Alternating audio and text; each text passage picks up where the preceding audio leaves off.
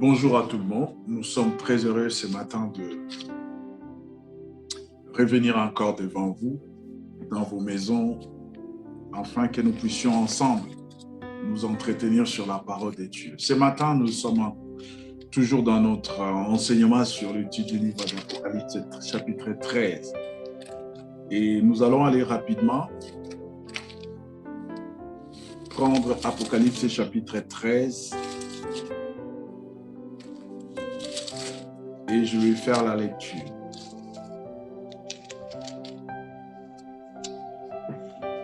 Apocalypse chapitre 13. Je vais commencer au verset 11. Puis je vis monter de la terre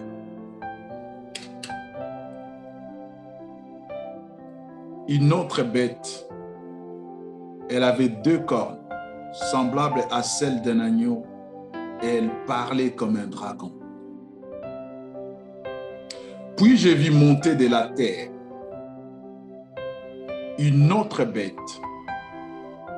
Elle avait 2 cornes, semblables à celles d'un agneau, et elle parlait comme un dragon. Elle exerçait sur tout le pouvoir de la première bête en sa présence, et elle fait que la terre et ses habitants se prosternent devant la première bête dont la blessure mortelle a été guérie. Elle opère de grands signes jusqu'à faire descendre le feu du ciel sur la terre à la vue des hommes. Jusqu'à faire descendre le feu du ciel sur la terre à la vue des hommes. Elle séduit les habitants de la terre. Elle séduit les habitants de la terre par des signes qui lui fut donné d'opérer devant la bête, en disant aux habitants de la terre de faire une image de la bête qui a été blessée par l'épée et qui a survécu. Il lui fut donné d'animer l'image de la bête, afin que l'image de la bête parle et fasse mettre à mort tous ceux qui ne prosterneraient pas devant l'image de la bête. Elle fait que tous les petits et les grands, les riches et les pauvres, les hommes libres et les esclaves reçoivent une marque sur la main droite ou sur le front, et que nul ne puisse acheter ni vendre sans avoir la marque, virgule, le nom de la bête ou les chiffres 666. C'est ici la sagesse. C'est ici Dieu. Et celui qui a l'intelligence calcule les chiffres de la bête. Car c'est un chiffre d'homme. Et son chiffre est 666. Cher Saint-Esprit, merci de nous entretenir dans ces Écritures. Nous avons besoin de comprendre et de saisir la pensée de Dieu. Et il est écrit, toi tu nous enseigneras dans toute la vérité. Et c'est la vérité que nous voulons écouter ce matin. Nous bénissons ton nom, cher Saint-Esprit. Merci. Louange. Honneur à toi. Bien-aimés, nous avons dit cela. Si vous ne nous avez pas suivis dernièrement, allez sur notre site. Voyez le message du dimanche dernier pour vous faire une idée par rapport à ce que nous allons dire ce matin. Le verset 11 d'Apocalypse 13 commence et dit « Puis je vis monter de la terre une bête qui avait 2 cornes, semblables à celles d'un agneau, et qui parlait comme un dragon. Bien-aimé, cette deuxième bête n'a pas l'aspect imposant de la première bête, qui avait 7 têtes et 10 cornes. Celle-ci n'a que 2 cornes et ressemble ainsi à un agneau. C'est-à-dire, elle ne fait pas peur, c'est un agneau.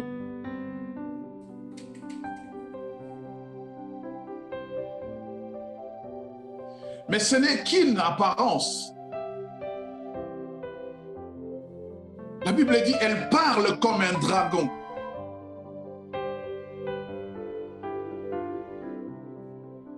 Et plus exactement, comme les grands dragons d'Apocalypse 12. Elle ne montre aucune faiblesse et possède tous les attraits de la séduction, dont celui de ressembler à un agneau pour mieux tromper les hommes. Bien-aimés, suivez-moi bien. Vous savez, beaucoup de gens pensent, bon, nous allons évoluer. Cette bête, cette deuxième bête, elle a 2 corps. Elle a l'apparence d'un agneau. Elle parle comme un dragon. Les dragons de l'Apocalypse 12 est animé par un grand esprit de séduction, d'hypocrisie, de méchanceté, d'orgueil, d'enrichissement illicite.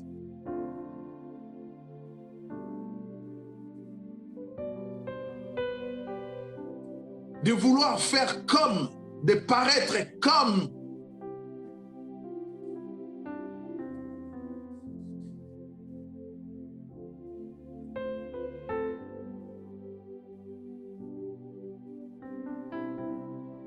Alléluia. Vous savez, bien aimé, un loup ravisseur peut se couvrir des habits ou peut se couvrir de vêtements d'un brebis. De même, la bête qui monte de la terre s'appliquera inlassablement à imiter le Saint-Esprit à une parodie blasphématoire. Aujourd'hui, le peuple de Dieu, ou ceux qui vont dans des églises, ils aiment lorsqu'on leur dit des choses. Ils aiment qu'on raconte leur vie, qu'on raconte leur passé, qu'on leur dise, si tu vis telle situation, c'est un tel qui est à l'origine, c'est tel ou tel qui a fait pour que tu sois ce que tu es aujourd'hui. Et lorsqu'on est dans cette configuration, les gens, ils se donnent des messages. Ah, il y a un prophète, il y a un homme de Dieu qui dit des choses. Lorsqu'il dit, lorsqu'il fait, et tout le monde s'y court. Tout le monde s'y va, tout le monde va pour voir, pour assister, pour qu'on lui dise, qu'on lui raconte sa vie, pour qu'on lui dise pourquoi il est dans telle ou telle situation. Bien-aimé, la situation dont tu vis aujourd'hui, la conséquence, peut-être n'est pas celle ou celui à qui tu penses. Essaye de creuser tout autour de ta vie. Essaye de voir qu'est-ce que tu n'as pas fait, qu'est-ce que tu as fait. Qu'est-ce qui peut faire que tu vives ce que tu es en train de vivre aujourd'hui? Pourquoi à chaque fois nous voulons incriminer les autres?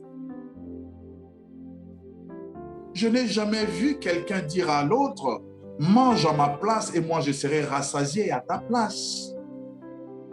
Ça ne se fait jamais. Et Dieu est un Dieu de principe. Lorsque nous agissons ainsi, bien-aimés, c'est-à-dire nous envoyons un message à Dieu. Qu'est-ce que nous lui disons? Nous lui disons ceci. Voilà, Dieu, tu es un menteur. Comment se fait que moi, je n'ai pas fait? je n'ai pas commis un péché, je n'ai pas signé un contrat, je n'ai pas signé de loi établie, disons comme ça. Mais tu me fais subir la conséquence des méfaits des autres, des agissements des autres, alors que je n'ai rien fait. Et sur ce, nous prenons Dieu pour un menteur, car Dieu a dit, il ne prend jamais un coupable pour un innocent, ni un innocent pour un coupable.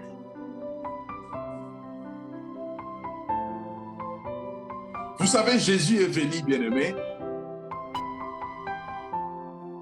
pour que chacun de nous, personnellement, individuellement, soit sauvé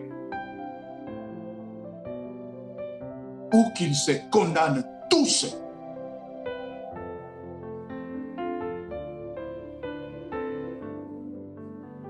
Je ne prêche pas un Dieu qui m'enverra en enfer parce que mes parents ne l'ont pas servi. Sinon, l'évangile n'a pas de sens, l'évangile n'a pas lieu d'être. Je ne prêche pas un Dieu qui me condamne ou qui condamnerait mes enfants parce que moi j'ai fait telle ou telle chose. Si mes enfants sont en Christ, bien sûr. Ici, je parle aux enfants de Dieu. Et la bête là qui sort, qui monte de la terre, avec 2 cornes seulement et l'apparence d'un agneau,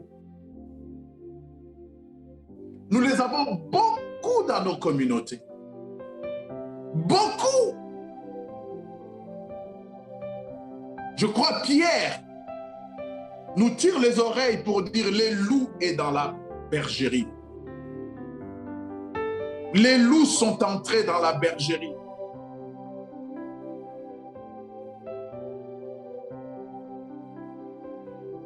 Mais l'Église continue à somnoler. L'Église continue à dormir.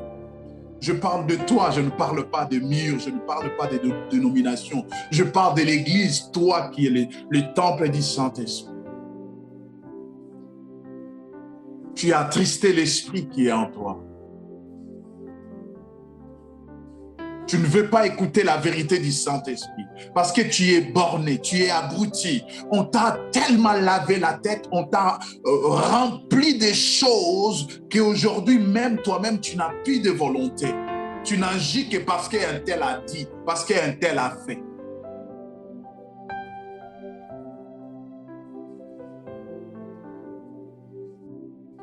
L'esprit de la séduction.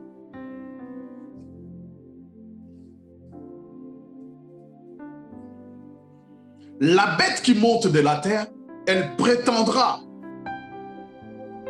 comme il est écrit dans Jean 16, 7, il prétendra,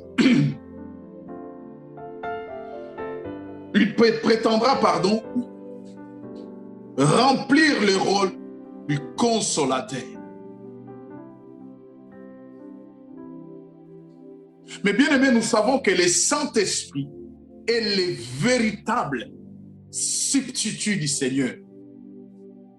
Au moment où je vous parle, Jésus étant que sauveur, il agit dans mon cœur. Mais le Saint-Esprit étant que directeur, étant que consolateur, c'est son temps, il agit maintenant.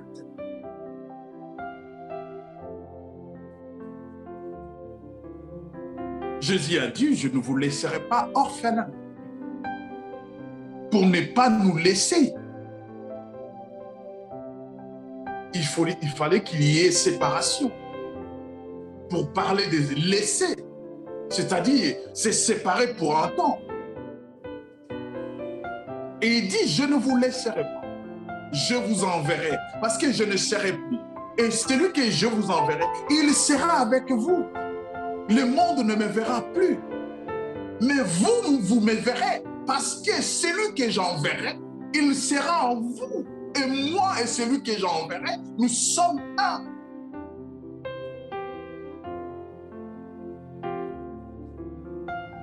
Vous savez, quand Jésus vivait sur la terre.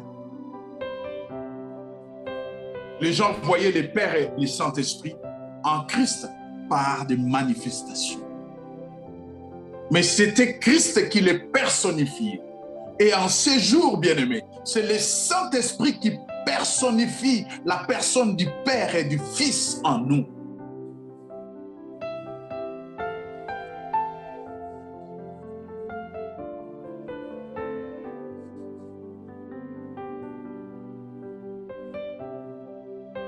Jésus l'a dit.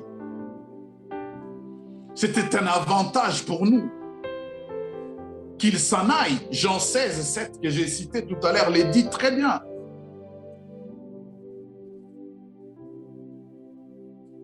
Car si Jésus n'était pas allé, les consolateurs ne seraient pas venus. Aujourd'hui, au lieu que nous cherchions les consolateurs, nous cherchons la consolation. Nous allons chercher la consolation. Oui, je peux te donner une consolation, mais une consolation passagère, une consolation éphémère.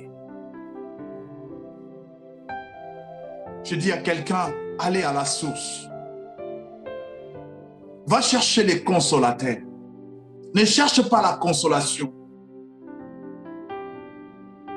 Ne cherche pas à apaiser ta douleur. Va chercher la guérison.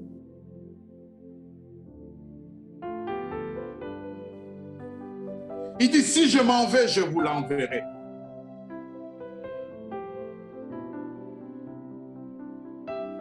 Si je m'en vais, je vous l'enverrai. Et pourquoi le Saint-Esprit est-il envoyé? Le Saint-Esprit n'est pas envoyé pour que nous parlions en langue. Il n'est pas non plus envoyé pour que nous fassions notre show animé, faire tomber les gens, je ne sais quoi, pour que nous parlions avec les démons. Ça, ce n'est pas le Saint-Esprit. Il a sa feuille de route. Il ne fait pas ce qu'il n'est pas venu faire.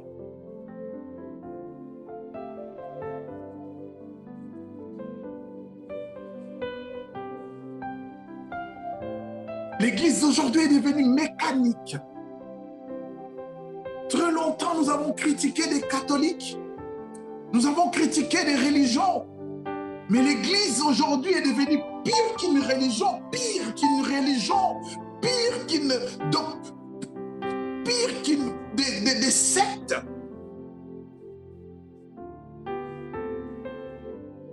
On nous traîne comme des moutons. Comme des cochons, on nous pose la question, t'as mangé? T'as pas mangé? Tu veux mourir? Tu veux vivre? Comme des cochons.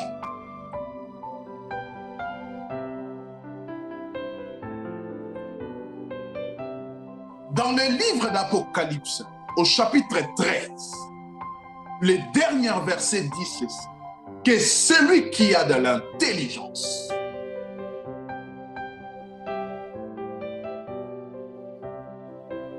avant l'intelligence, la Bible dit, c'est ici la sagesse.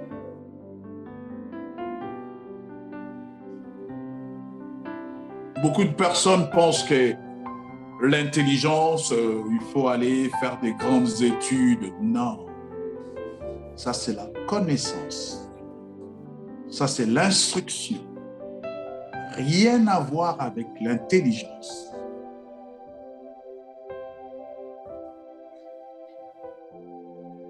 Voilà pourquoi nous ne voulons pas réfléchir. Je viens, je vous brandis mes doctorats, mes diplômes, et vous êtes là, crispés, complexés. Ah, lui, il a fait des grandes études. Qu'est-ce que cela a à voir avec la Bible? Il y a des grands philosophes, des grands penseurs, des grands dans ce monde, des grands scientifiques. Ils ne croient pas au message de l'Évangile. Ils ne croient pas à ça. Mais ils sont intelligents, disons comme ça, ils sont instruits. Ils ont de l'intelligence. Et l'instruction.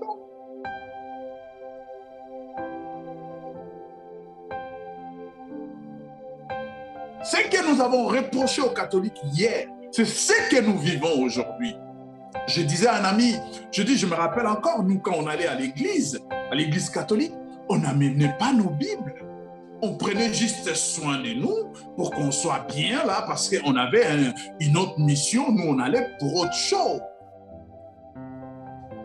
Et c'était au prêtre de tout faire. À la fin, que le Seigneur soit avec vous, qu'il soit aussi avec toi. Et amen, amen. Chacun prenait son chemin. Et c'est ce qui se passe aujourd'hui. Bien-aimés, à l'église de Jésus aujourd'hui, il y a des gens même qui écrivent, mais ils écrivent des choses qu'ils ne comprennent pas. Des choses qu'ils ne vont même pas revoir à la maison. Ils écrivent juste pour amuser la galerie et pâter, faire voir comme quoi moi je suis et j'écris. Bien-aimés, si vous écrivez ce que vous entendez et vous arrivez à la maison, vous revoyez comme les disciples des Bérets, les gens des Bérets, bien-aimés, il n'y aura plus beaucoup de personnes dans ces locaux, dans ces bâtiments où les gens s'y courent et s'y remplissent. La bête, animée d'un esprit de séduction, animée d'un esprit d'orgueil, elle est en train de séduire aujourd'hui pour un seul but.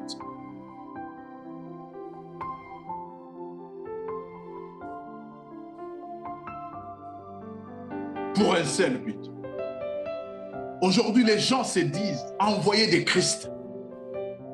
Il y en a même qui sont venus avec des stigmates. Les sangs qui saignaient et coulaient. Il y en a même aujourd'hui,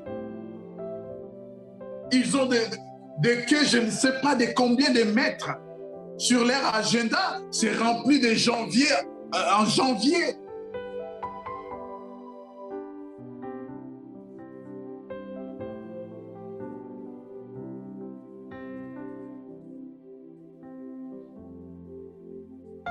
Et pour le voir, on ne vient pas les mains libres, les mains vides devant un homme de Dieu.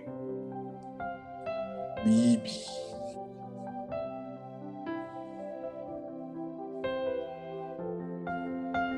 Jésus était Dieu incarné. Jésus était Dieu incarné.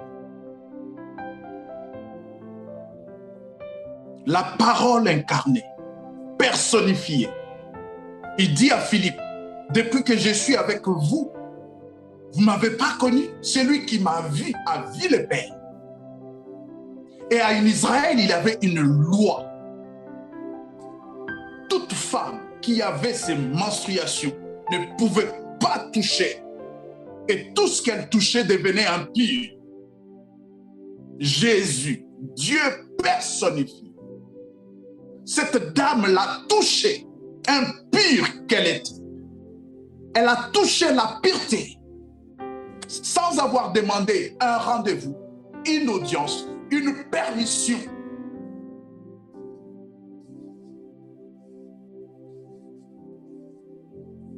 Si vraiment vous êtes des hommes de Dieu, permettez que même à la télé, nous vous touchions et que nous ayons des miracles dans nos vies. Et que nos vies changent. Je ne parle pas de guérison, et que nos vies changent. Que nous ayons des miracles et des transformations. Que des hommes et des femmes se transforment. Bibi. Ils ont l'apparence de l'agneau, mais ils agissent comme les dragons. Vous êtes là, vous savez pourquoi vous êtes là. Avec une seule motivation, c'est de spolier le peuple de Dieu. Si vraiment vous servez les dieux qui vous a appelé, qui pourvoient vos besoins, pourquoi vous demandez de l'argent? Miyibi.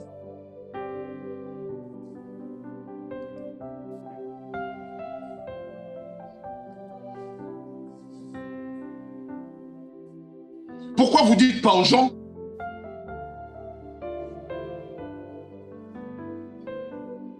Pourquoi vous ne dites pas aux gens ce que vous devriez leur dire?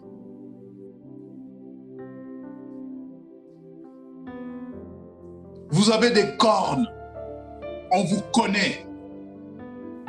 Nous qui avons les yeux de Dieu, nous vous connaissons, nous vous voyons. Sachez-le que les ténèbres ne régnera pas pour toujours. sur la surface de la terre.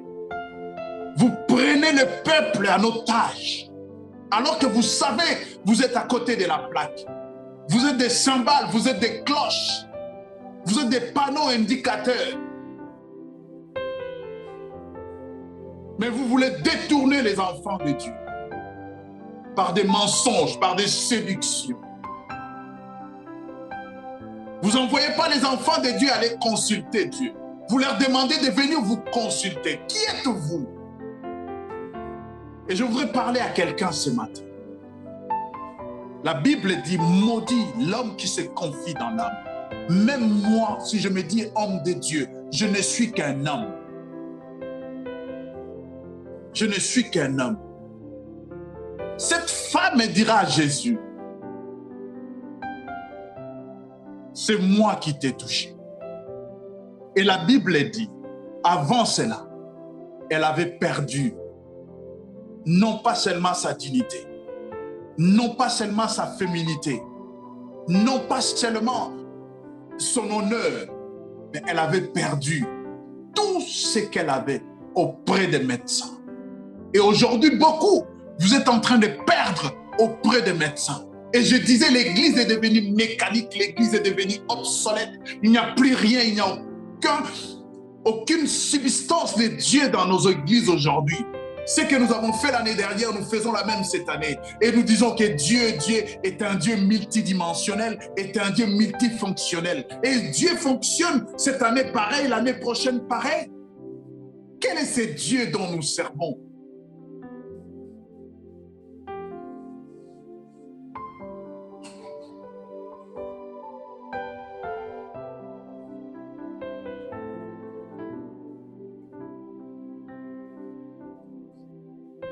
Vous rafistolez les œuvres du Saint-Esprit, vous rafistolez les miracles, vous confectionnez vos trucs dans vos chambres chambres noires pour détourner les esprits faibles.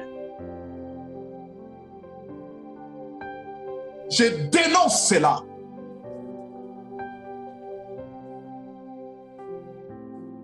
Je dénonce tous les jeûnes et prières qui se font à la fin de l'année de façon mécanique, de façon charnelle. Je dénonce cela. Cela ne vient pas de Dieu. C'est une religion. Cela ne vient pas de Dieu. Acte chapitre 15 nous dit, ce que nos pères n'ont pas supporté, n'ont pas porté, pourquoi vous ne le faites porter à nous? Donnez-nous seulement une église, une assemblée, même les églises de maison, où ils ont prié, ils ont fait 40 jours à la fin de l'année pour pas. Vous croyez que le nouvel an n'existait pas au temps de Paul, au temps des apôtres?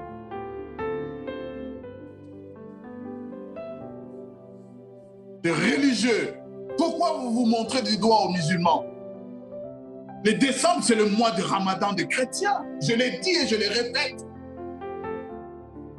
Où est la part du Saint-Esprit?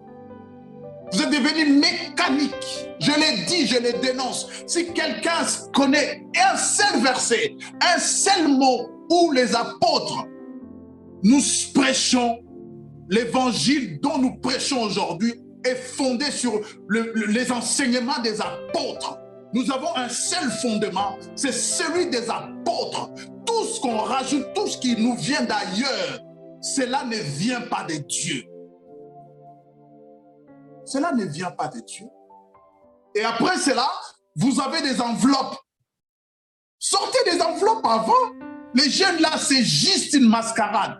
Derrière, vous avez des enveloppes déjà commandées, imprimées dans vos locaux. Et le 25 août, je ne sais pas quand, vous allez les distribuer pour donner une action de grâce. Miyibi.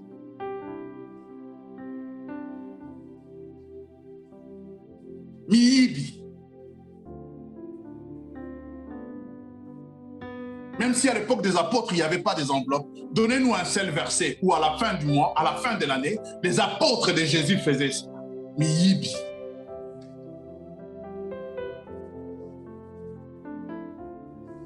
Vous déroutez les esprits faibles.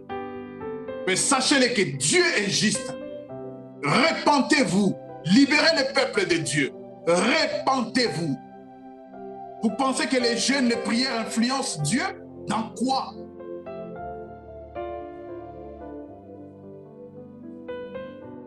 Dans quoi? Oh Ézéchiel, mais montrez-nous quelqu'un que Dieu a dit tu mourras demain et Dieu lui a rajouté 15 ans et il est mort après 15 ans, comme Ézéchiel. Vous prenez un verset, vous voulez en faire une doctrine. Mais bien aimé, revenons sur terre.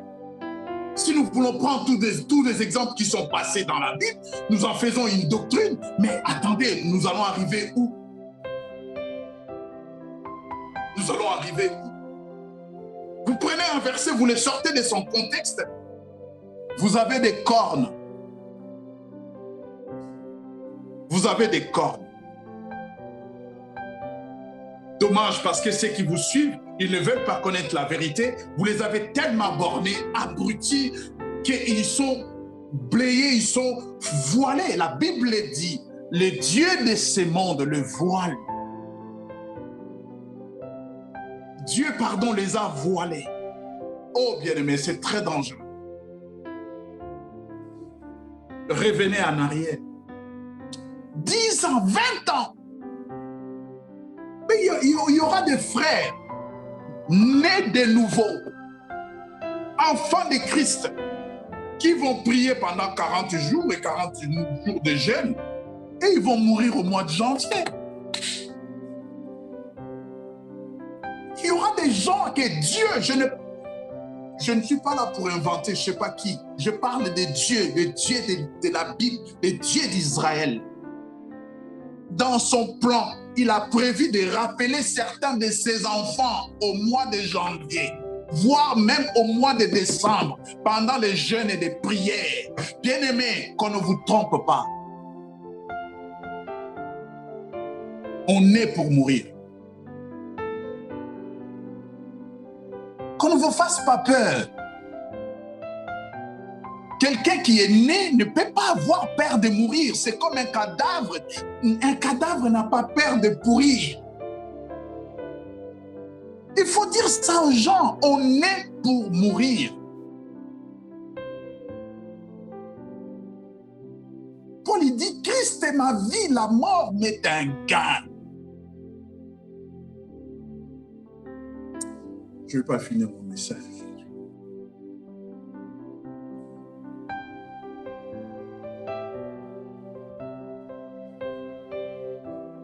Le Saint-Esprit a glorifié Jésus. Il a pris ce qui est à Christ pour nous l'annoncer. Mais qu'est-ce que vous faites aujourd'hui? Est-ce que vous nous annoncez ce qui est de Christ? Jésus a fait 3 ans avec ses disciples. Il n'a pas fait 11 mois, il n'a pas fait 10 mois, il a fait 3 ans. Pourquoi chaque fin de l'année, Jésus n'a pas fait jeûner ses disciples 40 jours? Vous prenez un verset, un exemple dans la Bible, vous en faites une doctrine. Et vous êtes même audacieux de le dire. Jeune de Daniel, qui est à Babylone aujourd'hui? Qui est à Babylone? Montrez-nous Nabuchodonosor. Montrez-nous Shadrach, Meshach et Abednego. Montrez-nous la fosse au lion, la fournaise ardente. Oh, peuple de Dieu, le vendredi, on nous a parlé de la parole aiguisée. Ce qui te fait défaut, c'est que tu crois que la personne qui se met debout pour parler, elle est plus grande que toi, plus importante que toi, plus appréciée que toi. C'est ce qui te fait défaut. La Bible dit, Dieu ne fait exception de personne. Dans toute nation, celui qui les craint, il les fait grâce. C'est ça ton problème. Que tu aies été à l'école ou pas, si tu crains Dieu, Dieu va t'ouvrir un œil. Ou lorsque tu plonges cet œil dans les Écritures, tu vois la vie de Dieu. Tu vois ce que Dieu veut de toi. N'est-ce pas, il est écrit dans les livres d'Apocalypse même, je crois, Apocalypse 10, 9. Il a fait de nous un royaume et des sacrificateurs. il a fait de nous un royaume et des sacrificateurs. C'est-à-dire, nous sommes des sacrificateurs. Tout enfant de Dieu a libre accès dans la présence divine. Tout enfant de Dieu, je ne parle pas de la présence divine dans la prière, ou comme on nous fait croire, entrons dans la présence de Dieu. Lorsque j'ouvre ma Bible, je commence à méditer, j'entre dans la profondeur de Dieu, j'entre dans la présence de Dieu, je vois Dieu, j'entends Dieu, je touche Dieu. Alléluia. Bien-aimés,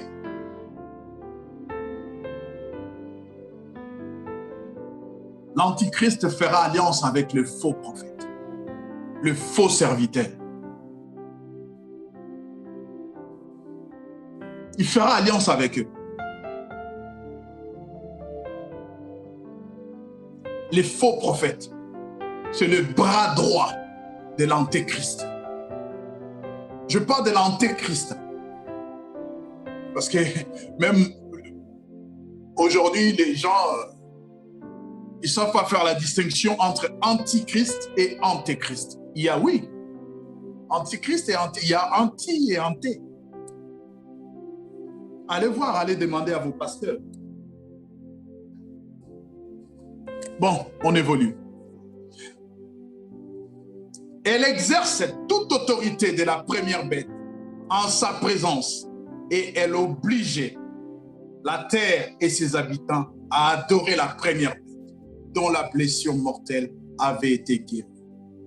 Apocalypse 13, verset 12. Les faux prophètes, les faux serviteurs, la deuxième bête commencera à exercer son ministère au début de la grande tribulation. Et cependant, ce ne sera qu'après le simulacre de la résurrection de la première bête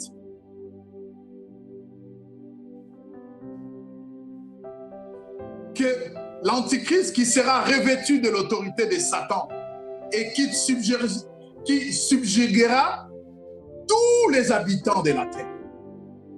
Il va dominer sur tous les habitants de la terre.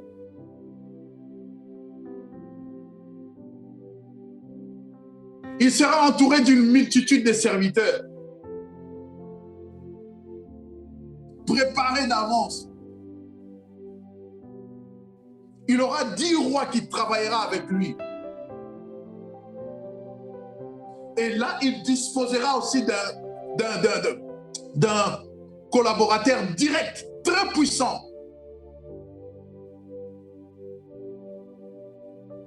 Il disposera d'un vicaire, d'un coadjuteur. Il aura tout ce monde-là. Il sera très habile pour multiplier, quadrupler sa puissance. Parce qu'il aura un objectif à atteindre. Son objectif, c'est d'agir et de paraître comme un Dieu.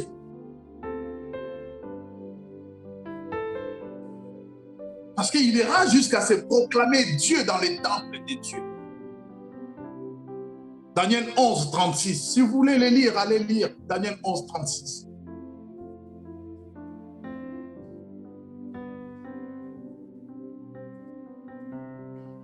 Je vous donne un exemple, vous pouvez aller les lire dans Exode, dans Nombre chapitre 22, 5, Nombre 15, etc. Continuez Nombre 2 Samuel 15, 12.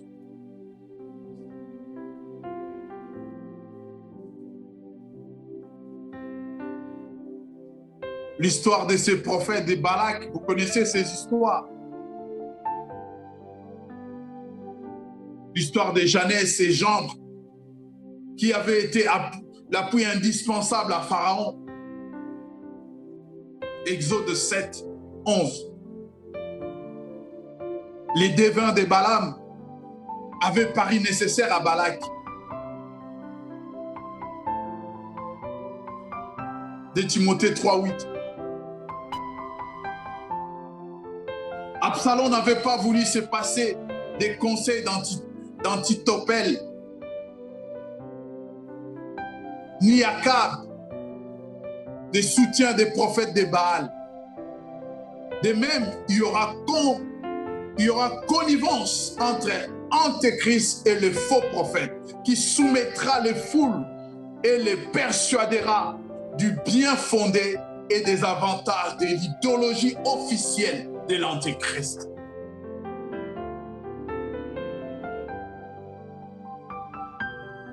Attendez 666. Vous verrez vraiment écrit sur vos fronts 666. Attendez, vous verrez. Est-ce que les 666, ça ne serait pas une doctrine, un dogme, un mouvement? Attendez.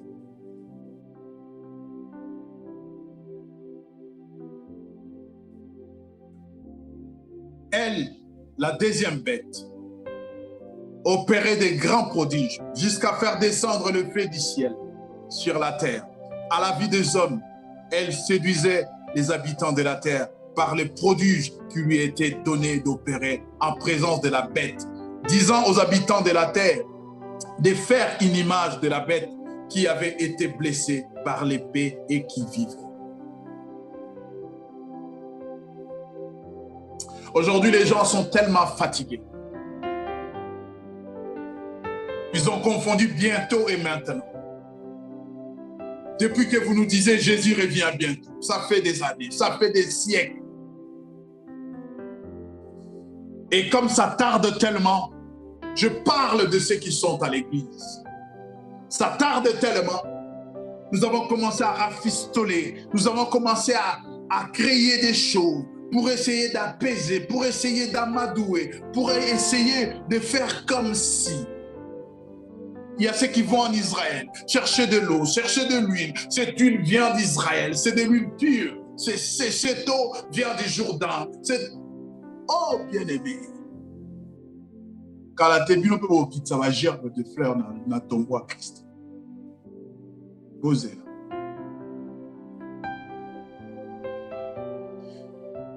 Mais la Bible dit,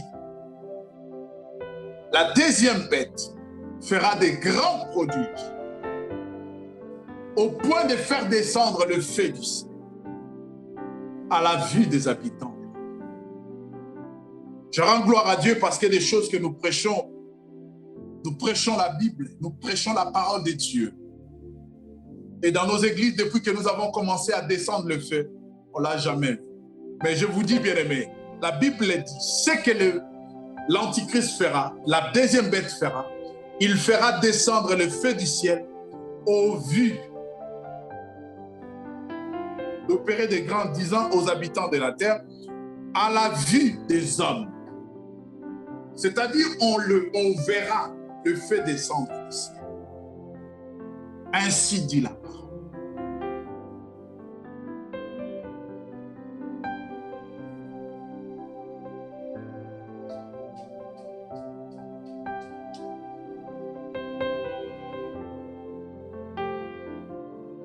Bien-aimés, sortez de la séduction. Ne suivez pas quelqu'un parce qu'il a fait soi-disant un miracle. Ne vous attachez pas à quelqu'un, à un homme soi-disant de Dieu parce qu'il fait des miracles. Le miracle n'est pas une finalité. J'en ai vu dans mon enfance des magiciens changer du sable en bonbons, du sable en sucre, des petits cailloux en bonbons. J'en ai vu. Le miracle, on en voit aujourd'hui par la science. Ne suivez pas quelqu'un parce qu'il a fait soi-disant un miracle. La science en fait tous les jours. Au moment où nous parlons, la science fait des miracles. Fait des miracles, bien-aimés. Les greffes des visages, les greffes des mains, c'est un miracle. C'est une prouesse.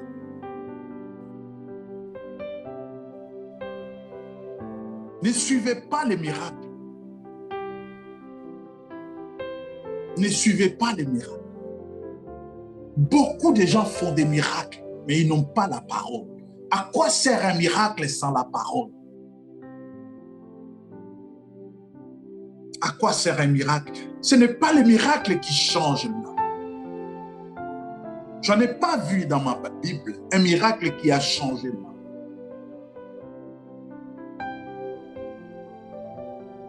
Ce n'est pas un miracle.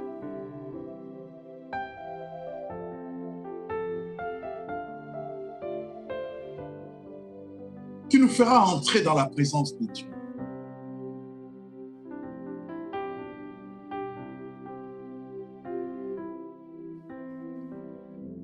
Le prodige accompli par le faux prophète séduiront les habitants de la terre. Déjà, les deux témoins les auront tourmentés par le feu, sortis de leur bouche. Et comme autrefois, Apocalypse 11, 5, comme autrefois Dieu s'est manifesté en faisant descendre le feu du ciel, le faux prophète voudra séduire les hommes en imitant ces miracles divins. Ce miracle divin, le feu du ciel. Élie l'a fait descendre, non pas pour brûler les prophètes de Baal, c'est pour que le sacrifice soit consumé. La Bible dit, Romains 12, vous êtes les sacrifices. C'est ce que Dieu attend de vous. C'est ce que le feu de Dieu attend pour consumer l'être mauvais que vous êtes. Ce n'est pas les sorciers, les prophètes de Baal n'ont pas été consumés par le feu d'Élie.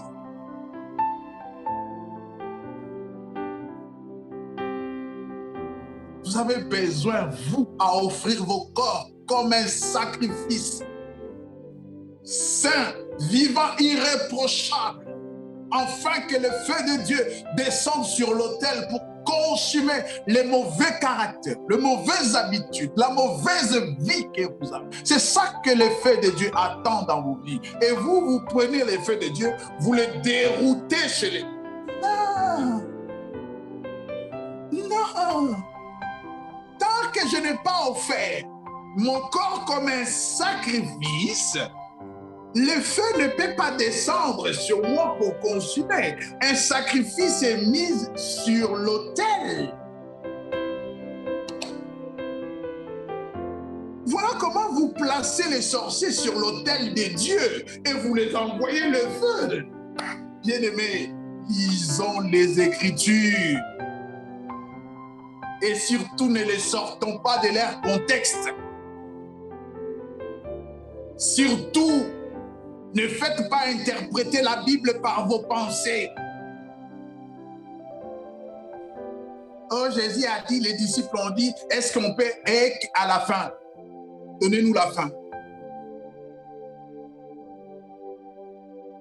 Donnez-nous la fin. S'ils n'ont pas fait avec Jésus, donnons-nous la suite dans les actes des apôtres, dans les épîtres. Ils l'ont fait avec qui? Ils ont descendu, fait descendre le feu du ciel sur la vie de qui? Bien-aimés africains, vous pensez que les sorciers ont commencé à exister après Apocalypse? Hein? Quand l'évangile est arrivé en Afrique, c'est là où Dieu a créé, où Satan a libéré les sorciers, la sorcellerie. Oh, non, attendez, pourquoi?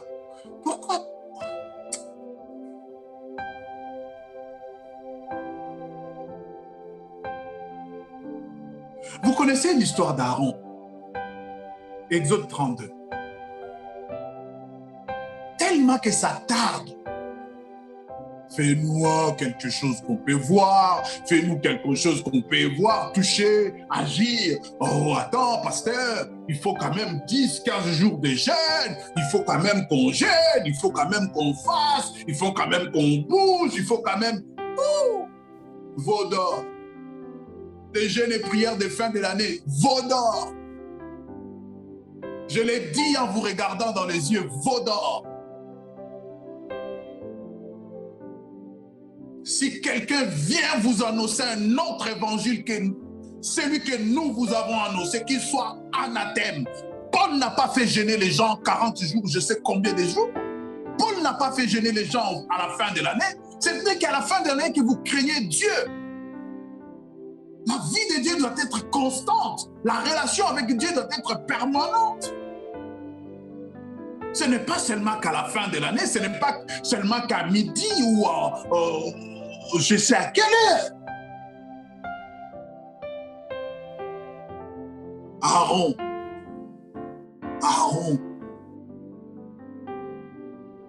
Odor. Si vraiment vos amis pas d'être na fête, bon bimisa ba enveloppe, bon c'est une action de grâce. Si vous le faites pour vos fidèles, vous le faites pour le peuple de Dieu, ne demandez pas les offrandes, les actions de grâce, ne donnez pas les enveloppes à la fin.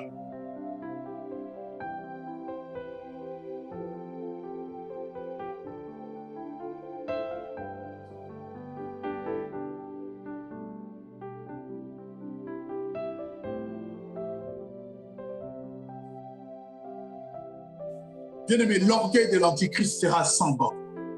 La passion du pouvoir le poussera à entrer dans le temple de Dieu et de se proclamer lui-même Dieu. Paul le dit dans le livre des Thessaloniciens 2:4. L'Antichrist. J'aimerais que nous le lisons. 2 Thessaloniciens 2:4.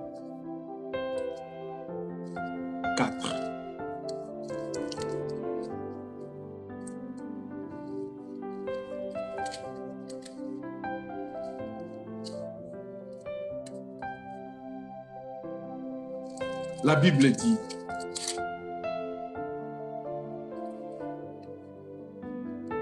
mais comme Dieu avait mis, je suis dans 2 Thessaloniciens 4, l'adversaire qui s'élève au-dessus de tout ce qu'on appelle Dieu. L'adversaire, dans l'autre version, c'est marqué l'Antichrist. Ce qu'on appelle Dieu, ou qu'on adore, et qui va jusqu'à s'asseoir dans le temple de Dieu et se faire passer lui-même pour Dieu.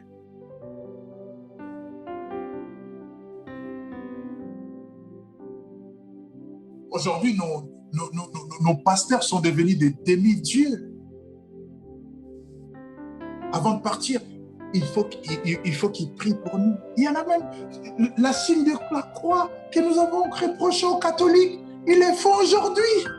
Honte, soli,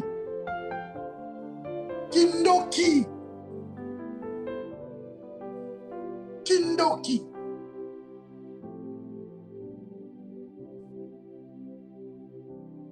Jean-Baptiste a dit, il faudrait que je m'efface pour qu'il apparaisse. Que je me mette à l'écart pour que les gens ne voient que l'agneau.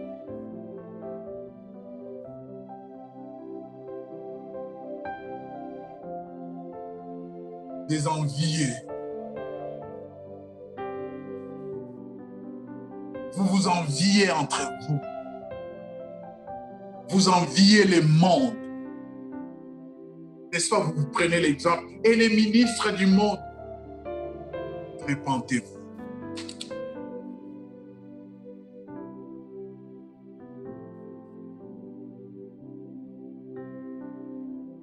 La séduction va parler. Une image qui parle. Et il lui fut donné d'animer l'image de la bête. Il lui fut donné d'animer l'image de la bête. Parle et qu'elle fasse que tous ceux qui n'adoreraient pas l'image de la bête soient tués. Lorsque la statue d'empereur était promenée dans les rues de Rome, tous ceux qui la voyaient se prosternaient. On n'a pas le temps, sinon je vous aurais donné mon témoignage, comment je suis parti de l'Église catholique. Si c'est prosterné,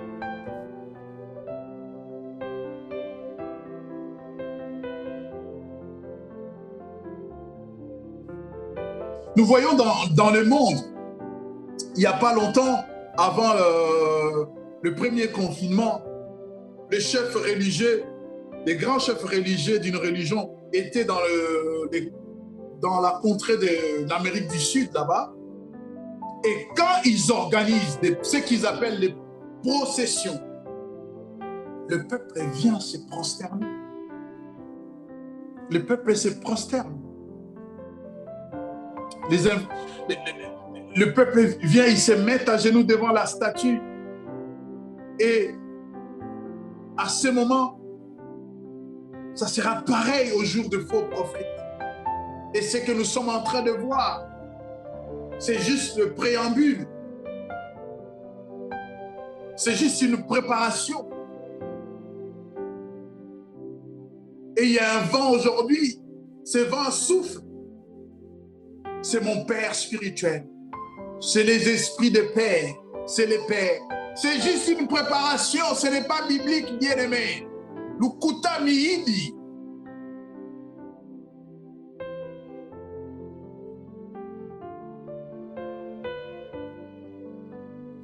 Miibi.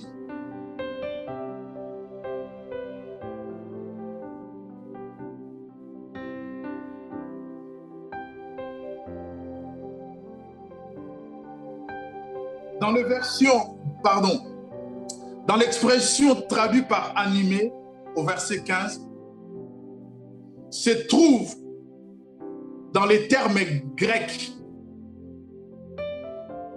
qui veut dire pneuma, souffle, esprit. Les faux prophètes animera l'image de la grâce à un esprit satanique. Et un miracle se produira alors, miracle qui gardera son mystère, même pour la science de l'époque. L'image parlera.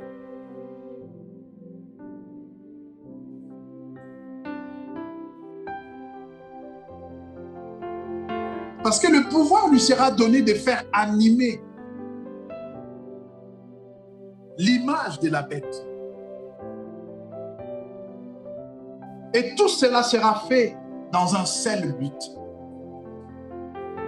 C'est de converger les âmes faibles à adorer la bête et à se prosterner devant la bête.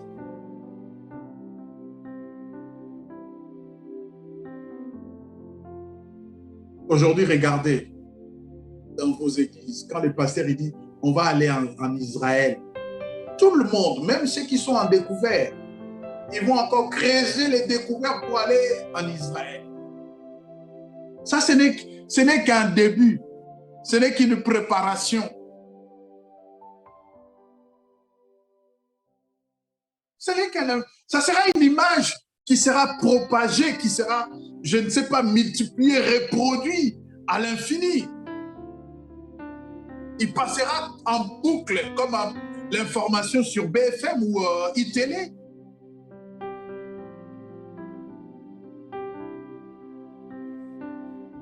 C'est une préparation, bien aimé. Tout ce que nous voyons aujourd'hui, ceux qui ont les yeux peuvent voir. Le Saint-Esprit disait, ceux qui ont les oreilles entendent ce que l'Esprit dit à l'Église. Mais je rajoute, ceux qui ont les yeux voient ce que le Seigneur montre à ses enfants, ce qui se passe dans le monde.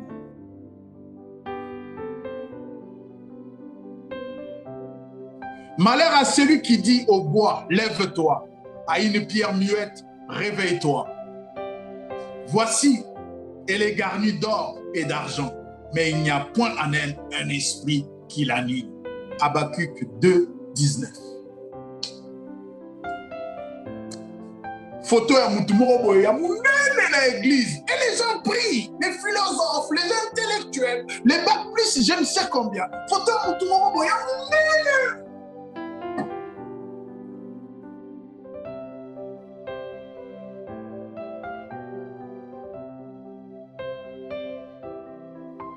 Photo à Nadi. Ah là, photo à Nadi.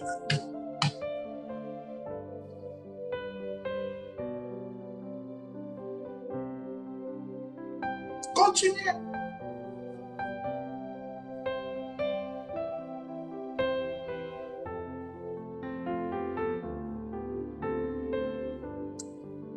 Ah Seigneur, un esprit contraire au Saint-Esprit, c'est un esprit d'antichrist. Pas d'anté. Anté, c'est celui qui vient avant. Anti, c'est celui qui est contre. Dire ce que la Bible n'a pas dit, faire croire aux gens ce que Dieu n'a pas dit, c'est un esprit d'antichrist. Tu es contre les Christ. Tu penses que ce qu'il a fait n'a pas suffi pour ses enfants. Voilà pourquoi tu les fais porter la charge que nos aïeux dans la foi n'ont pas portée. Tu les fais faire ce que nos pères dans la foi, bien aimés, moi je viens de l'église, les centres chrétiens, la résurrection à Lemba. J'ai connu le Seigneur dans les années 91. Jamais, je ne dis jamais, les 3 ou 4 ans que j'ai fait avant que je vienne en Europe, jamais le pasteur Dominique nous a fait jeûner, je ne sais pas, 40 jours avant la fin de l'année. Personnellement, je n'ai pas vécu. J'étais à la résurrection à l'époque, c'était 11 paillotes.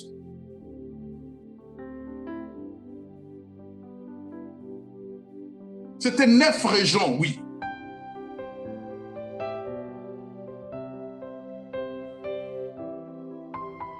À l'époque, lorsque le pasteur Dominique, le pasteur Donachonda, le pasteur Jean Bosco Kindomba, le pasteur Veil, le pasteur, comment j'ai oublié le nom? Ils ne nous ont pas enseigné ce que nous voyons aujourd'hui. Je ne sais pas s'ils ont changé.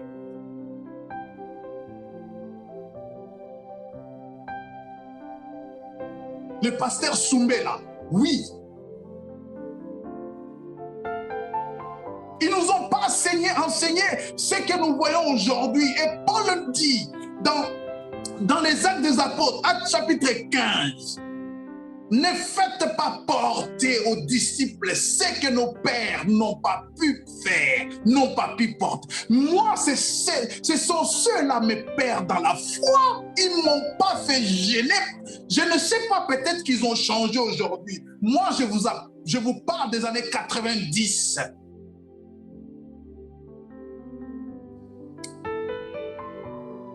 Et comment moi je le ferai aujourd'hui? Et surtout que je ne le trouve pas dans la parole, je ne le trouve pas dans la Bible. Comment je le ferai aujourd'hui?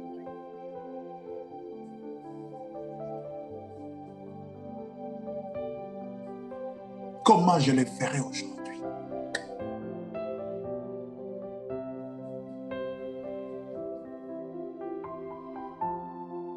À l'époque, lorsqu'il nous parlait, il n'y avait pas l'excellence, il n'y avait pas la richesse, la prospérité. Le Congo était bien, non? Mais malgré, il y avait tout ça. On mangeait à satiété. On s'habillait, on vivait. Mais aujourd'hui, vous nous parlez de l'excellence, de tout ce que vous nous parlez, tout. L'Afrique s'effonce dans le malheur, dans la misère. On des escrocs.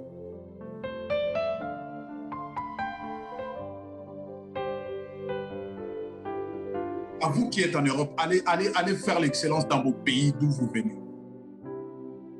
Si vraiment, allez dans vos pays, les gens n'ont pas l'électricité, les gens n'ont pas l'eau. Vous, étant qu'homme de Dieu, vous avez le pouvoir de changer les choses. Daniel que vous citez, il a travaillé dans l'administration du roi, non? Et quand vous parlez de David, vous croyez que David était seulement pasteur? Il était roi aussi, non? Vos peuples souffrent. Et vous nous parlez de l'excellence, de la richesse, de tout ça. Bande de voleurs.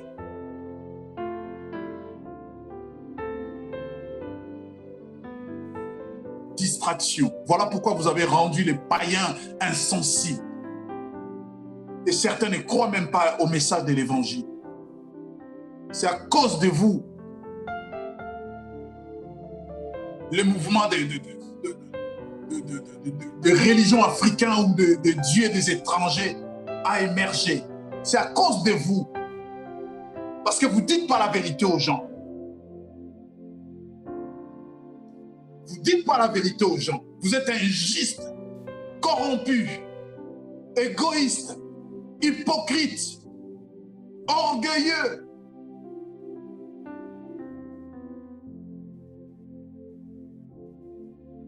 Orgueilleux.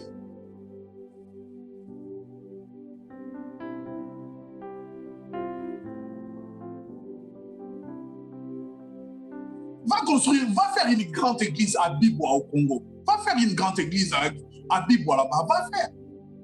Pourquoi il n'y a pas de grandes églises à Kikwiti au Congo? Pourquoi il n'y a pas de grandes églises à Gemena au Congo?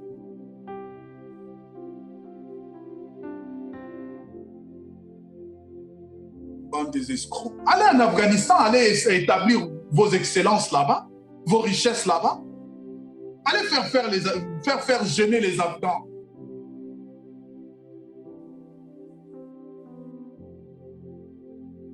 Vous êtes des fils de la perdition. Vous voulez perdre tout le peuple de Dieu avec vous. Vous êtes dans des loges maçonniques. Vous déroutez le peuple de Dieu. Vous êtes méchants. Méchants. Vous vous êtes enrichis dans des pays pauvres. Là où le peuple souffre, vous vous enrichissez. Et vous préparez encore à les spolier.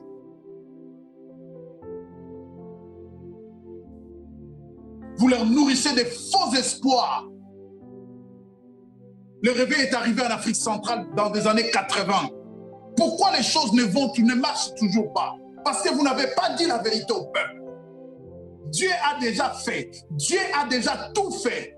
L'homme blanc n'est pas plus intelligent que l'homme noir. Vous avez amadoué le peuple avec l'évangile qui endorme le peuple.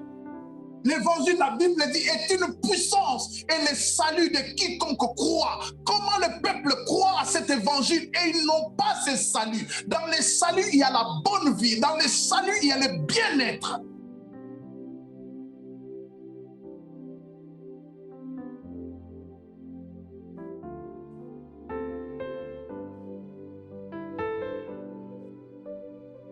Dites tout ce que vous pouvez dire, insultez si vous voulez. Mais vous savez au fond de vous que j'ai dit la vérité. Le réveil est arrivé dans les années 80. 41 ans après. L'homme blanc est parti. Ça fait plus de 60 ans. L'Afrique n'émerge pas. Vous connaissez les secrets. Dites au peuple, Dieu a dit, tu travailleras et tu mangeras à la sueur de ton front. Dites au peuple, il n'y a pas de classe vassale, il n'y a pas de classe de ceux qui les ayant droit et de ceux qui n'ont pas droit. Tout le peuple doit bénéficier du sol, de la terre, des richesses, de ce que Dieu a mis dans son pays. Tous ici, nous sommes le fruit de cet évangile qui détourne, qui fait croire aux gens, c'est l'herbe est verte, c'est le voisin.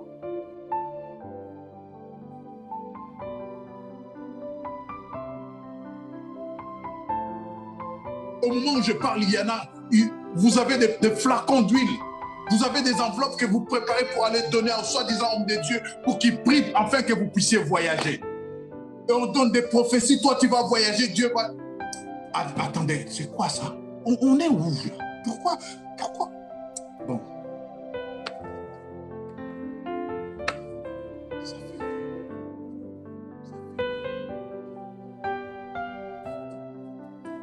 Ça fait mal. Des gens, des dictateurs comme des Sassou Nguesso, il a des conseillers qu'on appelle hommes de Dieu, qu'on appelle pasteurs.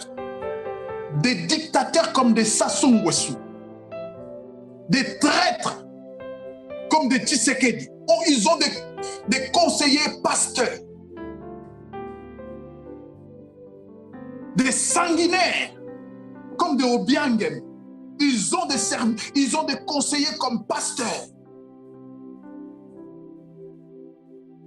Si vous n'êtes pas des frères dans la franc-maçonnerie, il y a autre chose. Si vous n'êtes pas des frères dans la franc-maçonnerie avec ces destructeurs-là qui détruisent tout un peuple, tout un continent, et vous les soutenez. Si vous n'êtes pas les frères dans le mal, c'est que Dieu n'est pas Dieu. C'est que Dieu n'est pas Dieu. Changeons l'évangile. Changeons notre façon de parler. Sinon, nous travaillons pour le mal.